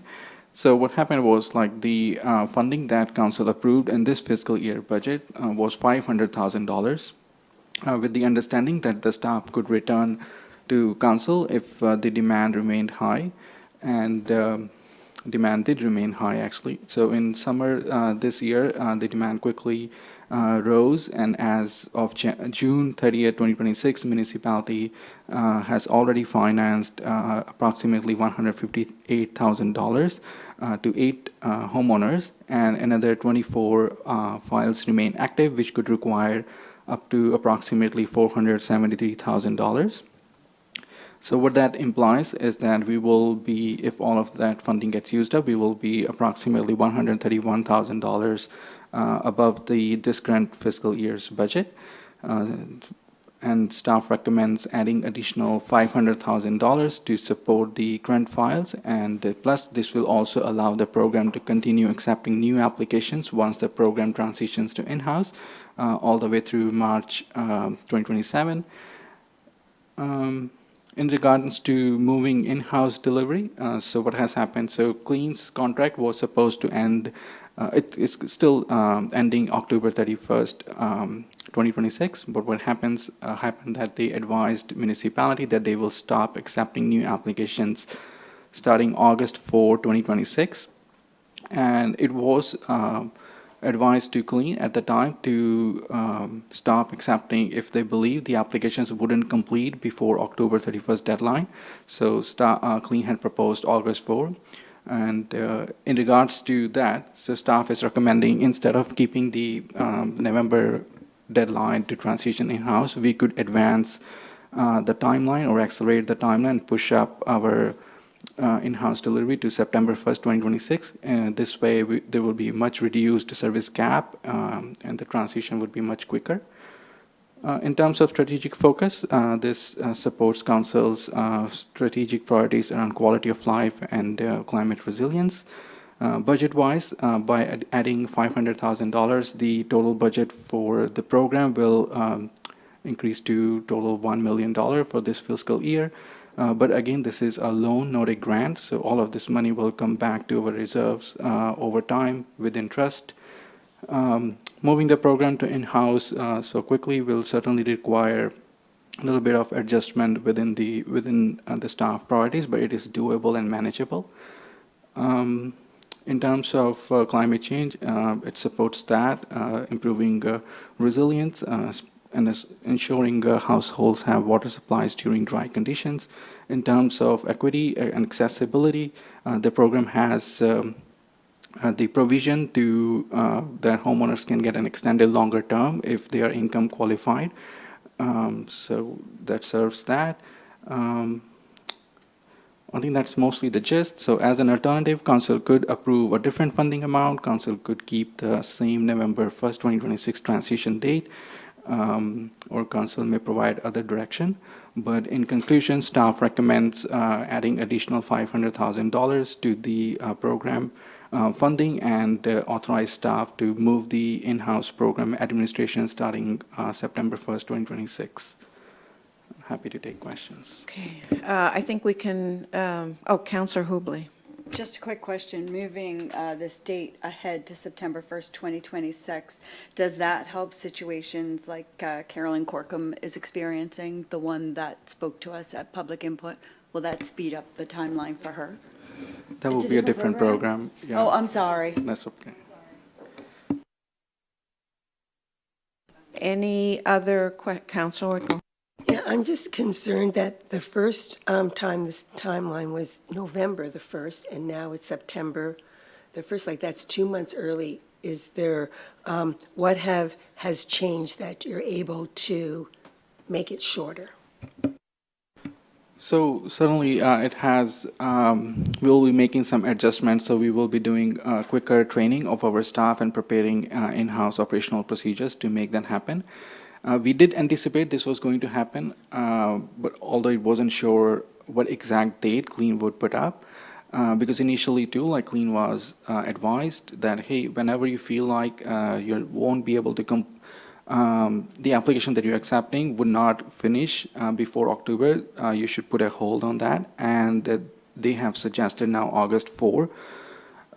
It could have been much later than, like, for example, September, October. That's why initially we were thinking about keeping November, but now that they have proposed August 4, then we are also thinking to accelerate the timeline to ensure there's the least service gap. And internally, we are adjusting and training our staff to ensure we are ready to take on those applications. Yeah. Any other, could someone put the motion on the floor, please? The first motion. Councillor Smith. To Mayor McLean Weil and members of council, I move that municipal council approve an additional $500,000 from general operating reserve for the water supply upgrade program. And a seconder for the motion? Seconded by Deputy Mayor Vino. Is there discussion on the motion? All those, Councillor Oikel. I'd like to find out from from Elena regarding whether or not we are able to do that, and if we still have lots in our reserves, just as a public record to have it said.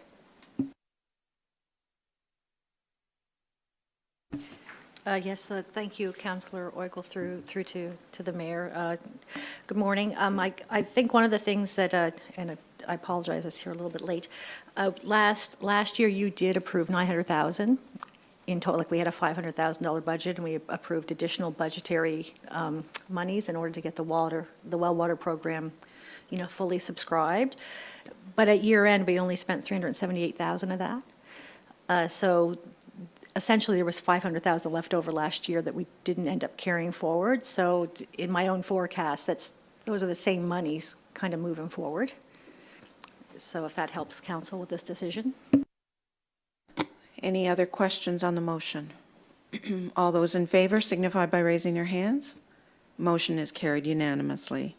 And the second part of the motion relates to the effective date for the transition to in-house delivery of the service related to this program. Would someone put that motion on the floor, please?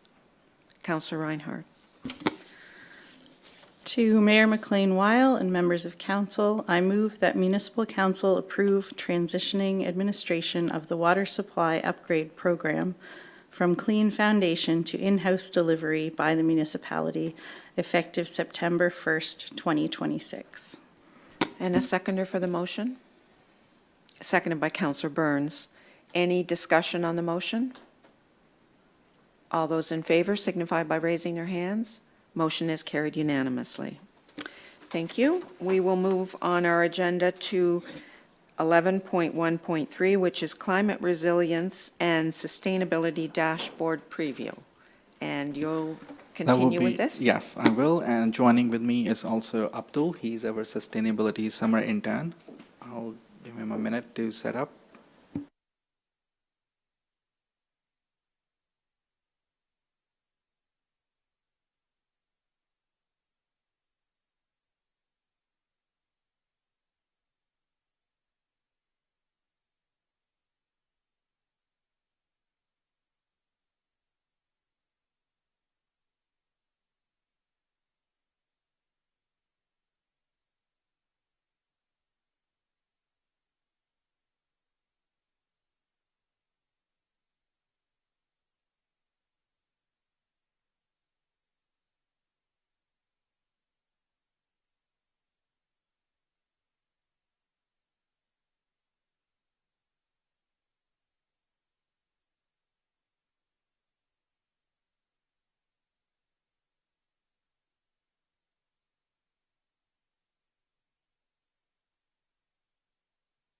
So while he does that, I just wanted to do a quick, provide a context to council about the dashboard itself, why we are developing it, and what we hope it will improve.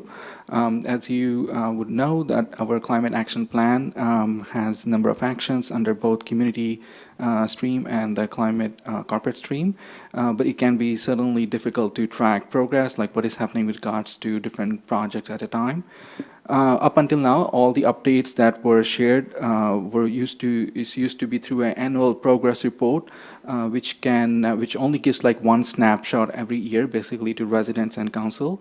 But through this dashboard, we are hoping that this information will become much more easier to access for residents and council members, and they will be able to see what is happening with different projects, what has been complete, what is underway, and further, they will also be able to take advantage or get involved with different programs, grants, stewardship activities, or volunteer opportunities. In short, like this overall project has three main components. One is the data that feeds into this dashboard. So we're working towards also automating all of that so that there is less and less manual. So far, for example, all the data gathering, analysis, what used to be manual, we are automating that. Plus this dashboard itself, we hoped that it is designed in an accessible way, much clean, easy to follow, no matter what age group people are navigating through. And the third piece is that we will still keep that PDF report. So every year we will still generate a full-fledged PDF report, and that will also be automated. So as opposed to what we would do manually, that would take up to 2-3 months of staff time, would be just in a matter of click through this dashboard. So with that, I will hand it over to Abdul to walk us through and give a preview of the dashboard, what that may look like. And we are here to seek the feedback of council before we publish it.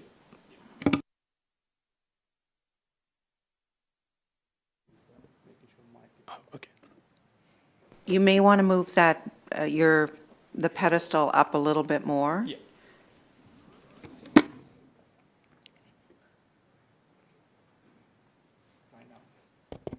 Thank you so much, Abhi, for a brief introduction. Good morning, everyone. Now I'll walk you through the dashboard. So over here, you can see this is the landing page of our dashboard. The first time resident or any viewer who is visiting our dashboard will be redirected on this page. At the top, you can see a page navigation bar. We will go in detail about this in a few minutes. First of all, let's cover what's on the home page. That's also a landing page. Home page will give you a sense of what our dashboard is about. As you can see, it has a brief introduction of what our municipality is doing and how we can reflect it through our dashboard. And there is a high chance that you won't know how to use the dashboard. So on the welcome page itself, you have a learn how to use the dashboard button, which will redirect you to a specific page that we will also cover in a few minutes. Next, as you can see, this dashboard is divided into two plans, that is Community Action Plan and Corporate Action Plan. And each of these plans can be accessed through their respective buttons. And lastly, on our homepage, we also have a question about the dashboard section, where if any viewer or resident has any feedback, concerns, or anything in general, they can always reach us at this email address. So there are two ways to navigate on this dashboard from the home page. We can either click the buttons which are directly available to us here, or else we can use the page navigation header bar. Right now, I'll be using the latter approach. Let's go to the Community Action Plan. Yeah, once we are on the Community Action Plan, you can see that a whole new page for that Community Action Plan has popped up. And over here, you will see a brief introduction of the Community Action Plan. And just on the right side to that brief introduction, there is a reporting year slicer. Now, the question is, what does this reporting year does? So this reporting year allows residents or viewers who are on our dashboard to filter the data according to the year. So right now, you can see that there will be only one available option, that is 2026, because our dashboard is introduced in 2026, and that's the most up-to-date data we have. But later on, new options like 2027 and 2028 will be added automatically, and residents or viewers can filter the data out and compare it to later or future years.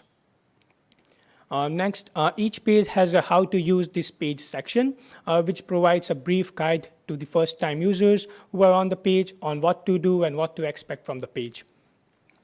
And lastly, you can see that this page is subdivided into two sections, that is overview and focus areas. So first of all, let's explore overview. So once I click on the overview, a whole new canvas pops up, and you can see that it provides me an executive style summary of the whole community action plan.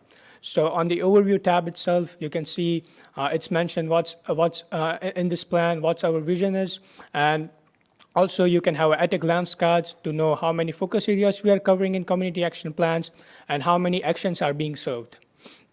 On top of that, we also track our emissions, which is also reflected in the Overview tab. And lastly, in the Overview tab, we have key indicators, which are key highlights or key stats across all our community action plan, across all our community actions. Next, let's move to the focus areas. You can see there are a lot of focus areas. So what are these focus areas? So we have multiple actions, and each of those actions are consolidated in their specific focus areas. So let's say homes and buildings will have actions related to energy navigation program or clean energy financing. Similarly, community transportation will have actions related to accessible transit, active transit, and emission-free transit, and so on. So let's explore one of these focus areas. Let me click to homes and buildings. Once I click to homes and buildings, you can see the actions specific to that focus areas pop up on the blank canvas.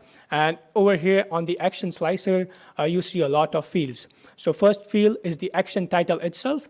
And next, you can see there are two labels, which is one of them is in progress and other is new. So what are these labels?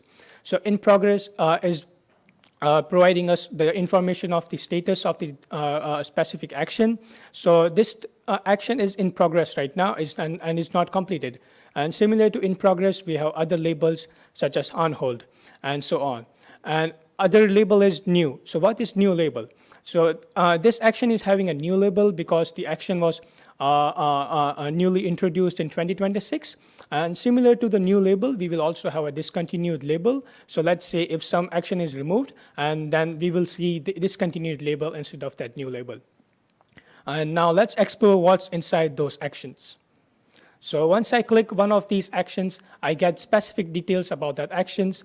So what that specific detail is, first of all, I can see the theme, the focus area that the particular action falls into, the overview, a summary of what that action is about, what were the objectives set by our municipality, the status again over here, and the lead department under whose supervision this action falls into, and when was the data for this action last updated. On top of that, you also get key stats for that actions that we are tracking in our municipality. And also you have a current progress and what's next section. So current progress section tells you what has been done till date in that action, and what's next tells you what we can expect from this action in future. Lastly, you have a learn more option. So let's say if you are interested in learning more about this dashboard, then you can click learn more, and it will redirect you to a specific link where you can get more information about that particular action. So similar to homes and buildings, that is one of our focus areas. The mechanism is same for all other focus areas. Once I click on the focus area slicer, I can see actions being popped up over here. Once I click on these actions, the details specific those actions will pop up on the blank canvas. Next, let us move to the corporate action plan, which is basically pretty much same in layout to community action plan, but the data is corporate specific. You can again see a brief introduction summary, then reporting year where you can filter the data. Again, we have overview and focus area sections. Once I click on the overview, I again get about this plan, our vision, what this plan covers, executive style summary, also at a glance cards, which provides me information on emission progress, focus areas, actions, and so on.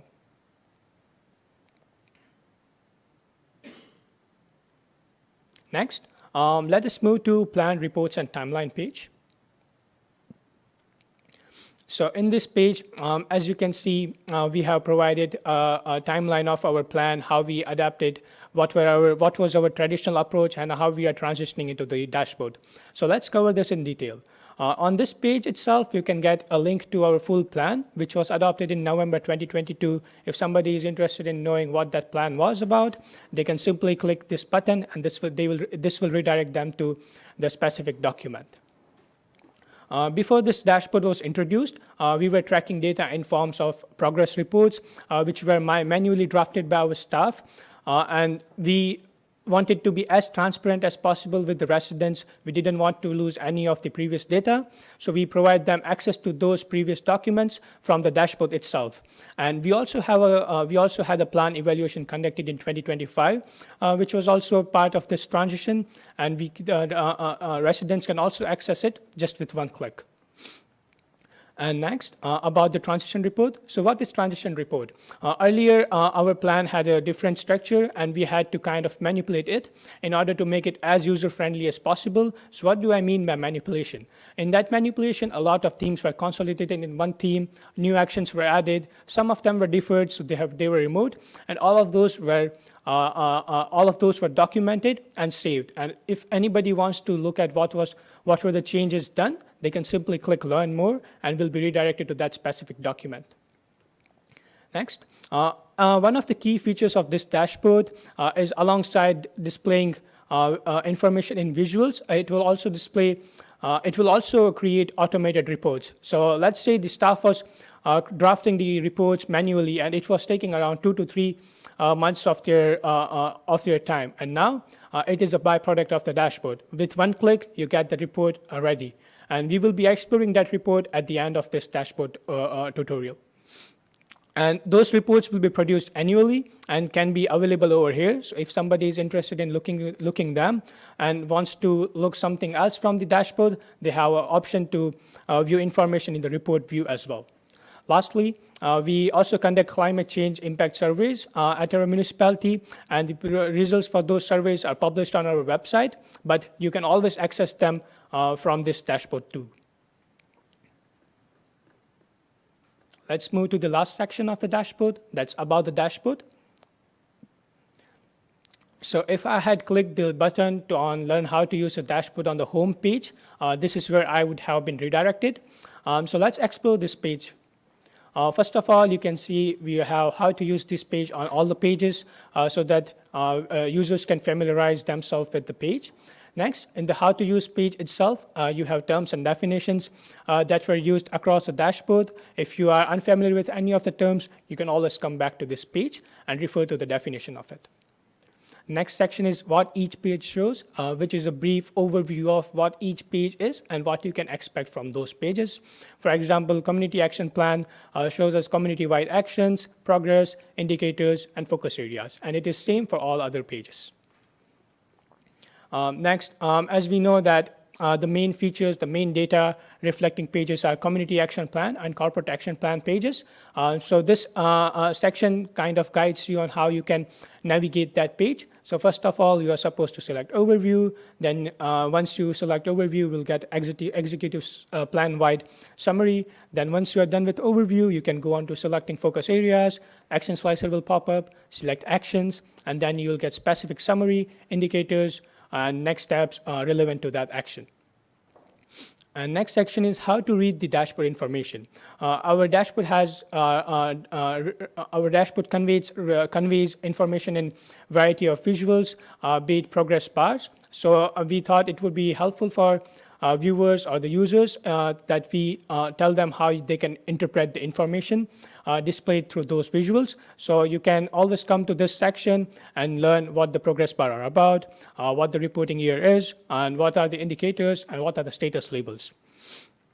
Coming to the status labels and how to comprehend them, there are multiple types of status labels, and you can get definition for those status labels on about how to use the dashboard page itself. So let's say, what does the ongoing delivery means? The ongoing delivery means the action is being delivered regularly or continuously. And similarly, all other status have their own individual definitions. Lastly, we also have a question about the dashboard section on the About the Dashboard page. So if anybody has any concerns, feedbacks, or anything else in general, they can always come and visit us at this email, and we will be happy to serve them. So as a part of, now we are done with the dashboard UI, but as a part of this dashboard, I also informed you about the automated report generation, and I will be sharing that next, what the automated reports look like. Yeah. So as you can see, this is the view of the automated reports that will be generated as a part of the dashboard. On top of those automated reports, you get to see what is the plan, what the focus area is, what is the specific actions, and the indicators relevant to that specific action, be it lead department, status, last updated. And similar to dashboard, we also have public summary, current progress, next step, and everything is similar to the dashboard, but in a more structured report layout. One more benefit of the report layout is you don't have to go through all the clicks. Instead, you get all the information in form of pages, so you can just scroll down and you will be up to date with all the information. And this is done for all the actions that are under community and corporate teams. Yeah, that's it about the dashboard walkthrough. Now we will open the floor for any question or feedback or anything in general that you have. Before I do that, just my thanks on behalf of council. This is a very comprehensive public-facing tool that is an incredible amount of work. So my congratulations on that. Thank you. And yeah, I'll open it for council questions. Councillor Oikel. Yeah, I love this. This is wonderful. And I think I could handle it. I think I could. I'm wondering, will it be available on our app? Will we be able to access it through our app? So actually, it could, yeah, you could integrate as a link in your app itself. And speaking of, we will also have a specific UI design for mobile phones too, so that if somebody's accessing through their mobile phones, they will be able to clearly and see that information and able to, because we believe that many users probably will access through mobile phones. So both will be options. So either they could just visit site directly on the dashboard page, they will still be able to scroll through their phone, and then we can also figure out integrating that within the app if that makes it more helpful. Yeah. Councillor Smith. I think it's great as well. It's a great engagement tool, and I can see, I'm wondering if the survey will be integrated with this as well, the annual survey. Because I think that it'll really improve our numbers, which had improved already this year dramatically, which was great. But yeah, do you see it being integrated with this website and this dashboard? And does that automate, or does that require a little bit more back-end work? Yeah, so it is already integrated within the dashboard. So anytime, every year, because we conduct these surveys, all the results will be published, accessed through here as well, or they could access through their dedicated project pages on engage.mdl. In regards to that being automated, not yet. There wasn't really the scope of work at this time. For now, we just focused on ensuring that the information is as clearly, plain language, available on the dashboard. People are able, even if non-technical, they still be able to understand, follow through in that regards. And internally, we have automated at least the dashboard-wise processing. So whatever data, because there's so much manual work that goes into gathering and assessing, that we're hoping to automate that piece first, and then step by step we'll also automate the other elements. Yeah. Other questions? Just, there were two things as I quickly skim through the presentation, but it really probably relates to definitions. I saw KPI in there, and I'm not sure people will, I don't know if that was defined somewhere. It needs to be defined. People won't know what KPI is. The second thing that I think might be useful, and just for my ignorance on many of these things, is the tons per CO2 emissions, the reference to that might be really useful to explain in some concrete way, what does that actually mean in terms of reduction of, like, translate that into something that's very tangible for people to understand what that actually means. Absolutely, and that's a very good feedback, and we will incorporate that. And KPI, I believe it's defined in that about the dashboard page, but emissions, absolutely, it's good feedback. We will make sure we also convey in a way that people understands. The only other thing I'll ask, and I'm sure you've done this, is integrating the communications expertise we have with this, because Ms. Turner will look at this in a very different way, and you're both smiling, so I expect there's been some interesting conversations between Really the two of interesting, you. I can already tell. So the version you are seeing has been completely transformed after Ms. Turner's feedback. Yeah, our first version was a little bit overwhelming. It's like, you need to bring it down. I'm like, okay, so we did. And it has also actually gone through all the other, it was a team effort, I must say. The communications were involved, the IT has been very helpful in ensuring Abdul has the right tools, and it's within our IT ecosystem, the tools we were using, and then also accessibility. So we had it reviewed by our accessibility coordinator, and that's why you see like why those are numbered, or like, because if somebody is using a screen reader, it will be helpful, or the color palette that's chosen is accessible. We also have received other feedback we will incorporate, like Alan suggested to also include a video. So if somebody doesn't want to read through all that, they could just click on a video, 1-minute video, to see how the dashboard works or how they can navigate through. So we will, once the design and everything is finalized, we will also create like a short video that we will upload. But yes, it's gone through all that feedback stages. Well, thank you very much. I have to say, the work we're getting from our summer interns and summer students is really, really excellent work. So thank you very much for that. Thanks for your feedback. We'll move along to our engineering and public works, and Tyler Richardson is going to present 11.2.1, which is the removal of streetlights on Hurdles Beach Road. Good morning, Mayor and Council. As part of MDL 35, Council is to be notified of the request made to remove a streetlight at or near the driveway of 71 Hurdle Beach Road in the Riverport Lighting District in accordance with Policy 35, Streetlight Policy. The one proposed streetlight will not exceed the maximum 10% allowable addition or reduction to streetlights in the charge area. The cost of the streetlight removal is to be charged to the Riverport Lighting Street Charge area, and we have received an estimated 2 weeks for the removal.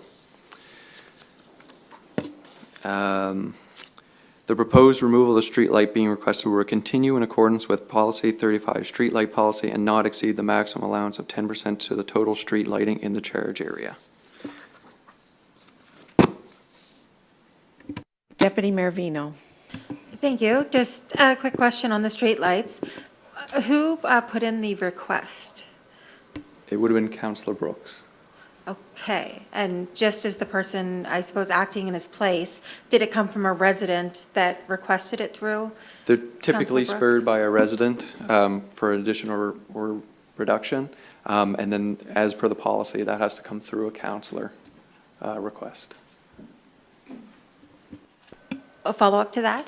If it's a streetlight that borders multiple residents, do they get notified as well? This is the first time I've kind of been through a streetlight process, so I just want to make sure we're not turning off a streetlight, that we're going to have feedback from other residents that might have used the benefit of the lighting on the road.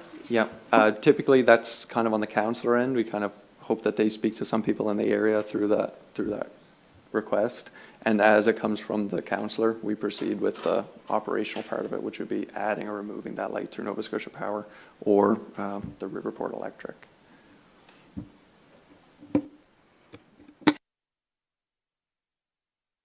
I guess my question is, do we know, given the circumstance of of the resignation of Councillor Brooks, and then this coming to council, and the deputy mayor just assuming his duties, do we know that there was any conversation with the neighboring? I wasn't provided with anything specifically to that, no. Councillor, or Deputy Mayor Vino, how are you feeling about having this considered right now? I would be more comfortable if I contacted the residents, especially with the crossover, before we go removing somebody's streetlight. And instead of it coming back to council, I would just need some information on the exact location, and I don't mind paying a visit to those residents and explaining why before we go ahead and take somebody's streetlight away. Councillor Bell? Thank you. I look at the history of Larry Fraser Road when we removed the street light. And I'm hesitant to put that on the deputy mayor. I would rather see this vote come back in 2 weeks' time. Oh, we're not here in 2 weeks? Well, I'm just hesitant to vote on it when someone assuming councillor duties in an area. It's unfair to Chastity to be put in a position where she may or may not know the feelings of the citizens in that area. I think the deputy CAO, you were here when we did that to Larry Fraser Road, and I know Councillor Moore was. Something I thought was rather simple, and having the input from the local councillor, it went sideways. You want to add more to this? But my Absolutely, suggestion yes. is that we bring this back in September, but we can sort out how to best manage it. So this specific piece of the policy was amended as a result of the issues that we ran into with that streetlight removal on Leary Fraser Road. And the policy permits the removal of the streetlights with only notification. So it's actually possible not to hold up the process. Council is now aware of it. You've satisfied the requirements in the policy. So you could simply leave the matter to staff, and if the deputy mayor also wants to do some outreach as well, could simply be addressed that way without having to come back. There's no further vote requirement in the policy. The intention was just to make sure council was aware of it in case there was unusual circumstances that needed some form of notification, because it does provide that additional ability to a local councillor to do that engagement. Okay, we've been notified. Are you okay, Deputy Mayor, if you work with staff to work through this process? Yes, that's fine with me. Thank you. All right, thank you. Thank you, Mr. Richardson.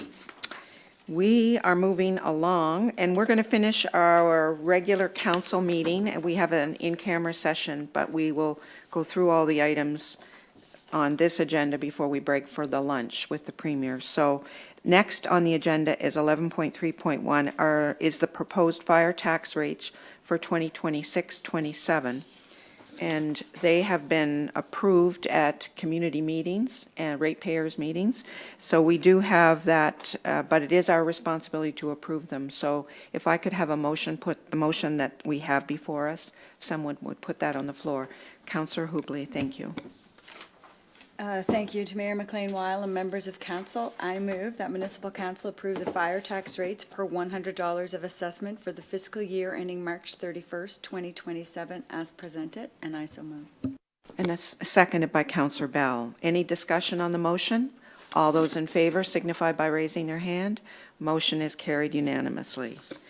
We will move to, on our agenda, to councillor matters, which includes the mayors, deputy mayors, and the LCLC update. So Deputy Mayor Vino. Thank you. This LCLC update is from our last meeting on Thursday, July 16th. And at that time, the LCLC board was introduced to our new finance manager, Melinda Matchett, who is starting there already. So we welcomed her. With regards to capital projects and operations updates, capital projects continue to advance across the facility. New aquatic center signage has been ordered, the remaining dressing room painting and drywall repairs have been completed, and design work is underway for future aquatic tile repairs.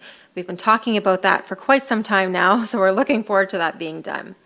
The new ice resurfacer is expected to arrive in August. Staff are managing several equipment replacements and repairs, including arena ventilation, pool pumps, mechanical systems, while continuing regular maintenance and preparing for future upgrades. Programming has been very active, particularly in aquatics. The spring 2026 swimming session concluded with 455 participants, demonstrating strong community demand. Summer swimming lessons began on July 6 and include 2-week morning sessions as well as an evening session. Outdoor pool operations and lifeguard services at Mushamush Beach Park are also now underway. Summer day camps have also begun and continue to accommodate up to 90 participants per day. The facility has hosted several community events, including the Christine Wenzel Memorial Tournament.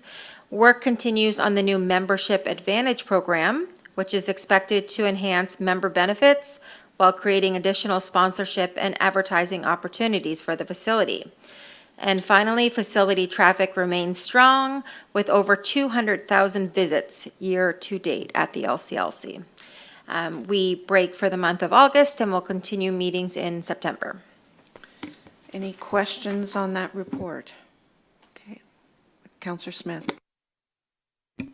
I may have missed this from a previous report, but I seem to recall that one of the last LCLC updates, there was talk about the voucher program being reconsidered at the next meeting. I was just wondered how that conversation went. We met with Michael Graves, and a letter has gone out inviting him to present a business case at the deputy mayor's and warden's meeting, and go that route for his vouchers. And I'll just add on to that, the reason for that is the vouchers don't just come from District of Lunenburg. These are distributed to Town of Lunenburg, Mahone Bay, Bridgewater, Queens, and even Chester. So we thought it's a broader conversation that needs to be held with our neighboring municipalities, and the best place to do that would be at a meeting of all the mayors, wardens, or deputy mayors to have that case brought forward. And just to add to that, it was with the intent that the LCLC would not provide those vouchers anymore, that it would become a municipal individual municipal responsibility, because it crossed many municipal units, some of whom were contributing to the LCLC and some who weren't. And to clarify, I would think the management of how those vouchers are distributed, and Deputy Mayor Vino? Yeah, and just regular duties as assigned as deputy mayor. Thank you. The mayor's report. Over the last 2 weeks, I've had the opportunity to participate in, of course, lots of meetings and lots of community events. One of the more significant meetings was with David Benoit, the CEO of Build Nova Scotia, and Nate Morrissey, who was an intern for the summer. David provided a detailed overview of the province's current cellular infrastructure program for Western Nova Scotia and the entire province, and discussed the request for proposals for Phase 2 of the project. Unfortunately, there is currently no provincial commitment to fund this for this next phase. That money has not been committed yet, which is discouraging given the ongoing connectivity challenges many of our residents continue to experience. We also reviewed the municipal initiative we undertook last year, encouraging residents to identify areas with inadequate cellular service through Build Nova Scotia's mapping tool. More than 8,500 Nova Scotians participated, and the information submitted closely aligned with Build Nova Scotia's own field research, where staff traveled throughout the province identifying dead zones and areas with poor service. During our discussion, we explored whether there may be opportunities for municipalities to partner with Build Nova Scotia on future projects. While further discussion is needed, we also offered municipal lands as potential locations for cellular towers where that might help advance coverage and streamline the whole process for building towers. My conclusion following this meeting is that we must continue advocating with our provincial representatives, that being our MLAs, for funding to proceed with Phase 2 of the cellular expansion project. It was also a pleasure to participate in the reopening of Indian Falls Park and the unveiling of the Indian Falls Stories public art installation. It was a beautiful afternoon that began with our neighbor here, Peggy Wenzel, who just lives up the road, offering a prayer, song, and water ceremony in keeping with the Mi'kmaq tradition. The stories shared through this project celebrate generations of salmon fishing, swimming, and enjoying this beautiful place, while also acknowledging the relationship between the Mi'kmaq people and the settler community. In preparing for this event, I learned more about the history of Reserve 19A, later known as Elmwood, and the municipality's role in requesting the federal government to de-establish the reserve in 1934. The motivation at that time was to place the lands on the property tax roll. The school was closed, the land was sold, and the residents lost their status under the Indian Act. Learning about this history has caused me to reflect on our municipality's role in reconciliation. While we cannot change decisions made by previous generations, we can acknowledge them, learn from them, and ensure our actions today are guided by respect, understanding, and a commitment to build stronger relationships with Indigenous communities. And I think this was really, perhaps, I don't know this for sure, but I think it was the first kind of acknowledgement that the municipality actually initiated the dissolution of Reserve 19A. The mayors of Mahone Bay, Lunenburg, Bridgewater, and the municipality of the District of Lunenburg and the region of Queens met to discuss issues around regional economic development. This work is aligned with the current review being undertaken by Stellato Consulting, whose report is expected to be presented to the mayors in September, and following that to the councils. I look forward to reviewing their recommendations and identifying opportunities for greater regional cooperation. I was pleased to attend the official opening of the new MRI unit at South Shore Regional Hospital. This project was made possible through the remarkable fundraising efforts led by local business owners and residents of the municipality, David Himmelman and Tim O'Regan, together with generous community support, including a contribution of $750,000 from Queen's General Hospital Foundation. The new MRI service is expected to provide approximately 3,000 scans during its first year and increase to 5,000 annually in its second year. Priority access will be provided to residents of Lunenburg and Queens County while maintaining capacity for emergency patients from the hospital on a daily basis. The excitement and pride shown by staff demonstrated just how significant this addition is to the healthcare services available on the South Shore. I also attended the annual general meeting of South Shore Open Doors Association.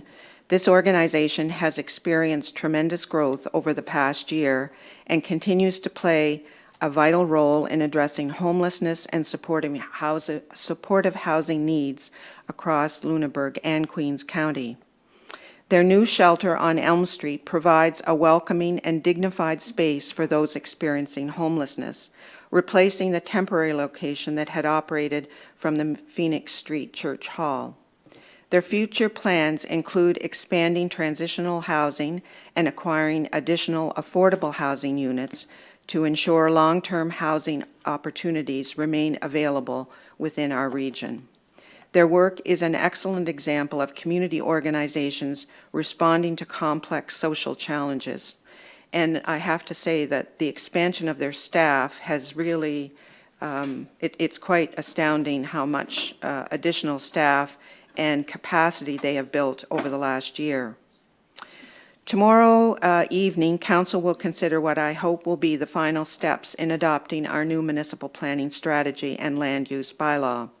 This has been a lengthy process involving extensive public consultation, thoughtful discussion, and many revisions. I want to thank Council, staff, and everyone who participated throughout this process. Reaching this milestone represents an important achievement for our municipality and provides a strong foundation for future growth and development. As we conclude our regular council meetings before the summer break with one final special council meeting tomorrow, I encourage all of us to reflect on the past year. We have accomplished a great deal together, but there are always opportunities to improve how we conduct our business, engage with each other as council, and serve our residents. Over the coming weeks, staff and I will begin planning for the fall, and following our special meeting tomorrow, I'm asking council members for a few minutes after that meeting to provide feedback on processes, meeting flow, and overall effectiveness. I welcome your suggestions as we continue working to strengthen our work in governing this community and ensuring that we continue to serve our communities as effectively as possible.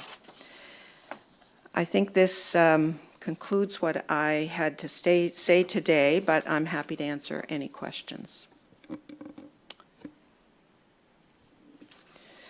Okay, I think that brings us to the end of our meeting. We do have an in-camera session, but for the moment, we will conclude this portion of our meeting, and following the Premier's luncheon, we'll reconvene for our in-camera session.